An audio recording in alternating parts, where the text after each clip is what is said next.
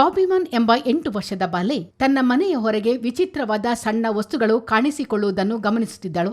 ಅವಳು ದಿನಂಪ್ರತಿ ಕಾಗೆಗಳಿಗೆ ಆಹಾರ ನೀಡುತ್ತಿದ್ದ ಜಾಗದಲ್ಲಿ ಮಣಿಸರಗಳು, ಅಂಗಿಗಳ ಗುಂಡಿಗಳು, ಲೋಹದ ತುಂಡುಗಳು, ಕಿವಿಯೋಲೆಗಳು, ವರ್ಣರಂಜಿತ ಕಲ್ಲುಗಳು ಮತ್ತು ಹೊಳೆಯುವ ಸಣ್ಣ ವಸ್ತುಗಳು ಬಿದ್ದಿರುತ್ತಿದ್ದವು.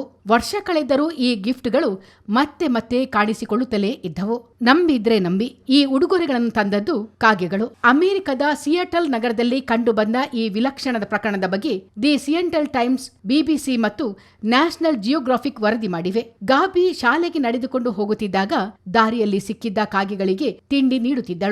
2011ರಲ್ಲಿ ಆಕಸ್ಮಿಕವಾಗಿ ಆರಂಭವಾದ ಈ ಅಸಾಮಾನ್ಯ ಸ್ನೇಹ ವರ್ಷದವರೆಗೂ ಮುಂದುವರೆಯಿತು. ಆದರೆ ಮಕ್ಕಳಂತೆ ಅವಳು ಆಹಾರದ ತುಣುಕುಗಳನ್ನು ನೆಲದಲ್ಲಿ ಬೀಳಿಸುತ್ತಿದ್ದಳು. ಅದನ್ನು ಕಾಗೆಗಳು ಗಮನಿಸುತ್ತಿದ್ದವು. ಆ ನಂತರ ಗಾಬಿ ಅವುಗಳಿಗೆ ಕಡಲೆಕಾಯಿಗಳನ್ನು ನೀಡುತ್ತಿದ್ದಳು. ಹಾಗೆ ಗಾಬಿಯ ಪರಿಚಯವಾದ ಕಾಗೆಗಳು ಆಕೆಯ ಮನೆಯ ಬಳಿ ಅವಳಿಗಾಗಿ ಕಾಯಲು ಆರಂಭಿಸಿದವು. ಇದಾದ ಬಳಿಕ ನಡೆದಿದ್ದೇ ವಿಸ್ಮಯ. ಮನೆಯ ಬಳಿ ಗಿಫ್ಟ್ಗಳು ಕಾಣಿಸಿಕೊಳ್ಳಲು ಪ್ರಾರಂಭಿಸಿದವು.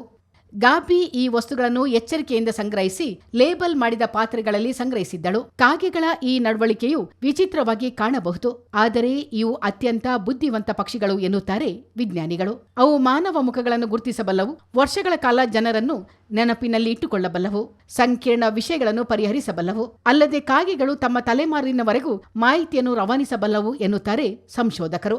ಏನೇ ಇರಲಿ, ತಮಗೆ ನಿಯಮಿತವಾಗಿ ಆಹಾರ ನೀಡಿದ ಬಾಲಕಿಯೊಂದಿಗೆ ಕಾಗೆಗಳು ಪ್ರತಿಯಾಗಿ ವಸ್ತುಗಳನ್ನು ವಿನಿಮಯ ಮಾಡಿಕೊಂಡಿರುವುದು ವಿಸ್ಮಯವೇ ಸರಿ. ಬ್ಯೂರೋ ರಿಪೋರ್ಟ್, ಚಿತ್ತಾರ ನ್ಯೂಸ್.